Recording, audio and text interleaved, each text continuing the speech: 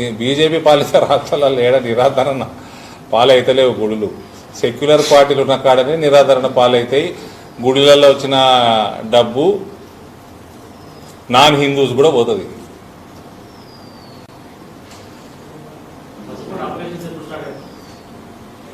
పసుపు board operations already start అయినాయి. Spices board నుంచి పసుపు బోర్డు టేక్ ఓవర్ ప్రక్రియ మొదలైంది.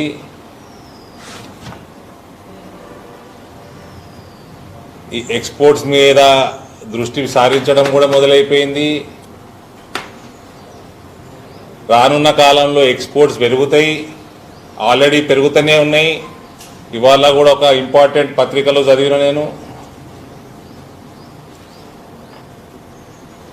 కనీసం లీస్ట్ రేటు ఈ సీజన్లో 10,000 ఉంటుంది కనీసం. రానున్న కాలంలో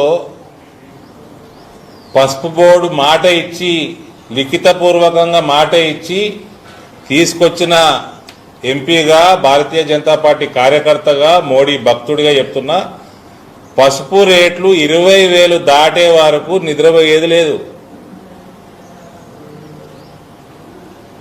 20,000కి తక్కువ పసుపు రేటు ఉండదు.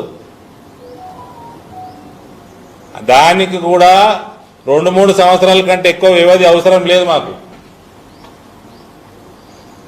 మా పనికి లోకల్ ప్రభుత్వాలు అడ్డం కాలడ్డం వేయకుండా చాలు. మాకు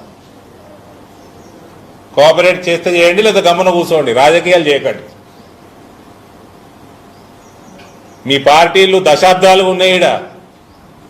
మీ పార్టీలో ఎంపీలు చాలా మంది ఉన్నారు ఈడ, ఇతర పార్టీల ఎంపీలు ఉన్నారు, ఎవరు పట్టించుకోలే.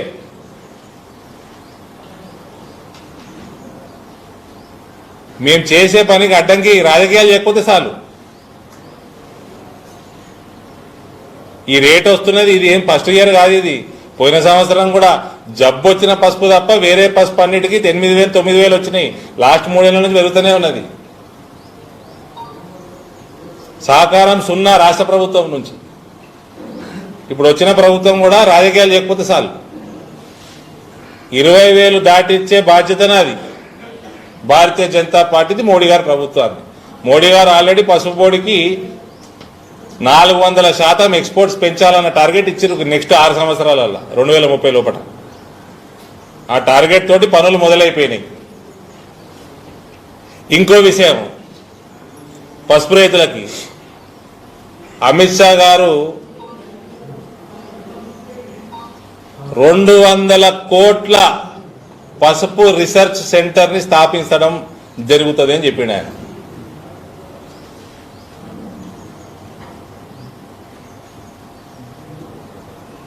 పసుపుకి కేవలం పసుపు రైతులకి రానున్న కాలం బంగారు భవిష్యత్తు. రాజకీయాలకి మీరు బలి కాకండి చాలు.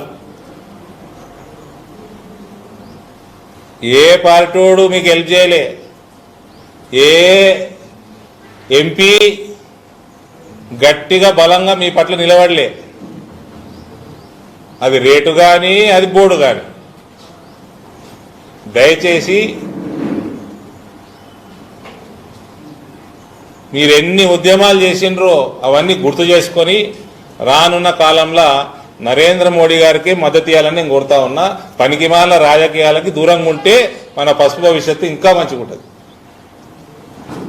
రీసెర్చ్ సెంటర్ కూడా స్థాపిస్తామని కూడా నేను చెప్తా ఉన్నా.